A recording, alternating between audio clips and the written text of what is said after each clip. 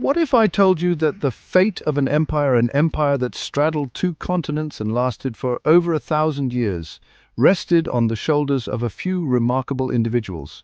We're not talking about just any empire, but the Byzantine Empire, the eastern continuation of the Roman Empire in the Middle Ages.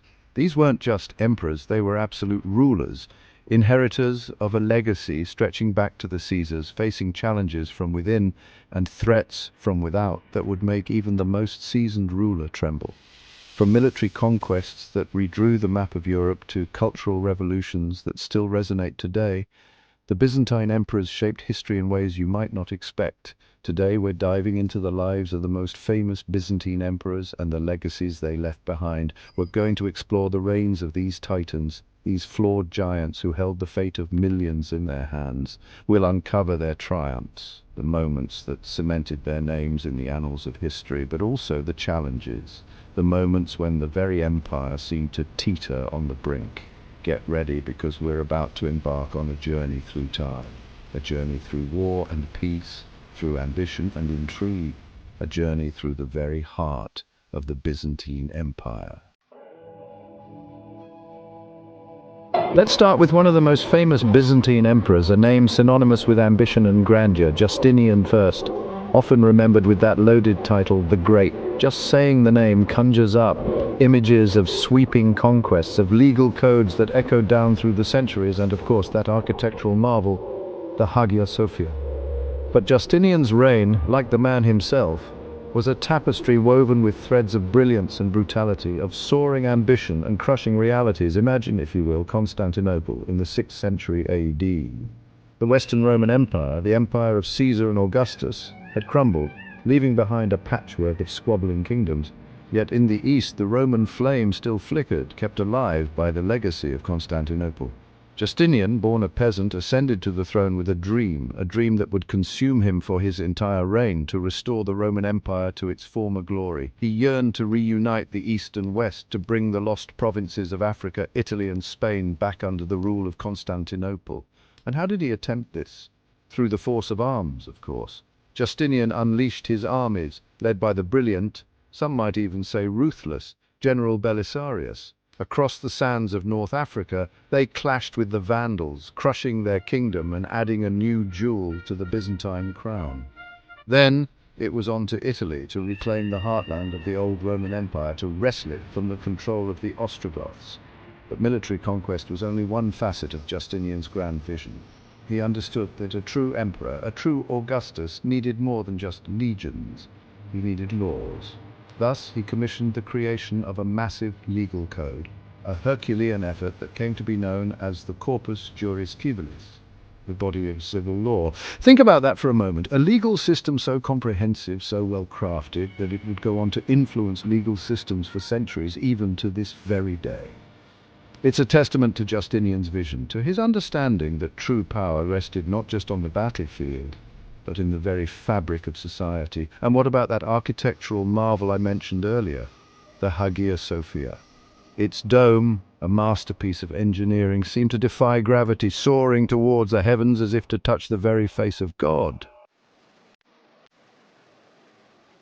Now, let's fast forward a few centuries and talk about an emperor whose name strikes fear and awe into the hearts of historians and history buffs alike. Basil II, known as the Bulgar Slayer. This wasn't an emperor who earned a nickname like that by being a nice guy. No, Basil II was as tough as they come, a ruler forged in the fires of war, an emperor who would stop at nothing to secure his empire. Imagine, if you will, the Byzantine Empire in the 10th century. It's a world of shifting alliances, of constant threats, a world where an emperor's grip on power could vanish as quickly as morning mist. To the north, across the rugged Balkan mountains, lay a new enemy, a formidable foe that threatened the very heart of the Byzantine Empire, the Bulgarian Empire.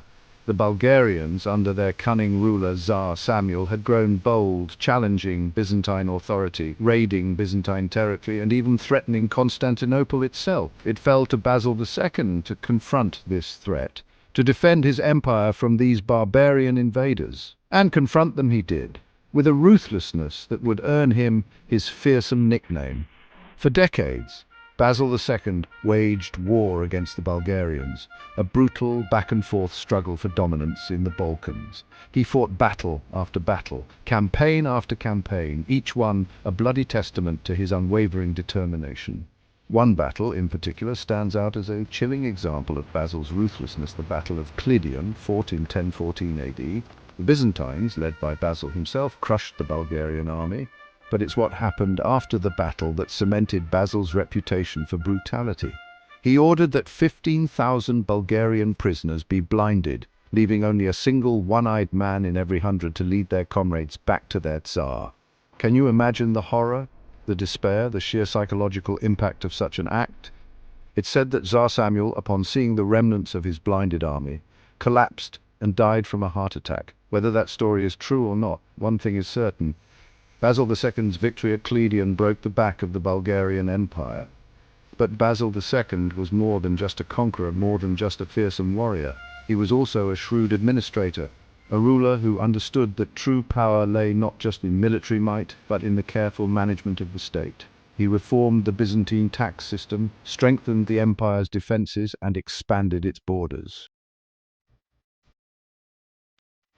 Now let's journey even further down the timeline of Byzantine history and meet an emperor who faced a challenge unlike any other. Alexios I Komnenos, the man who stared down the First Crusade and lived to tell the tale.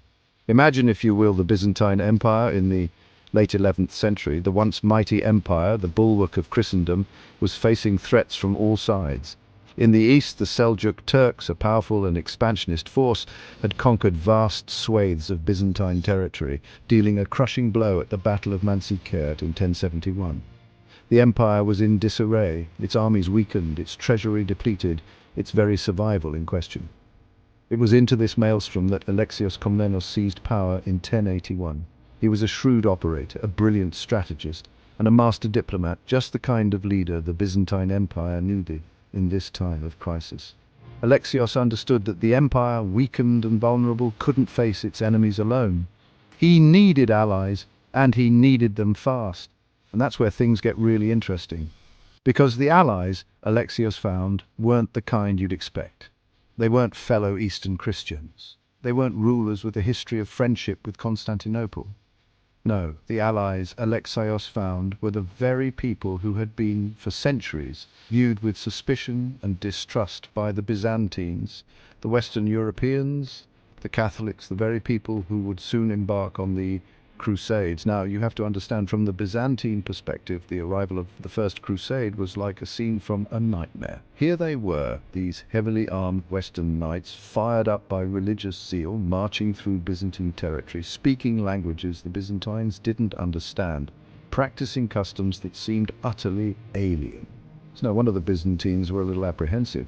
But Alexios, ever the pragmatist, saw an opportunity in this potential disaster. He skillfully played the various Crusader factions against each other, extracting oaths of loyalty and promises of territorial concessions in exchange for his support.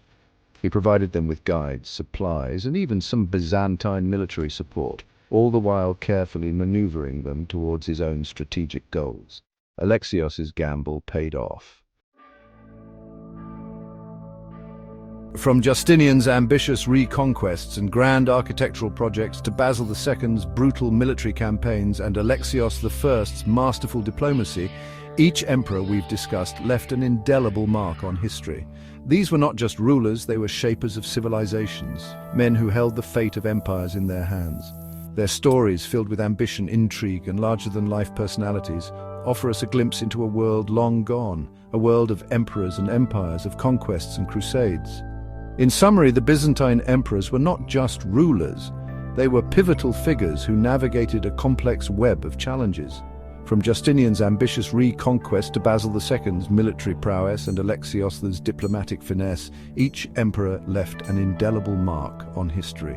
Their reigns remind us that leadership is often a balancing act of power, strategy, and compassion.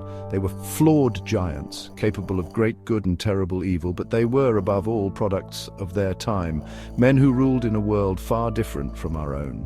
If you enjoyed this deep dive into the lives of these fascinating Byzantine emperors, don't forget to hit that like button and subscribe for more historical content. Your support helps us bring more stories from the past to life.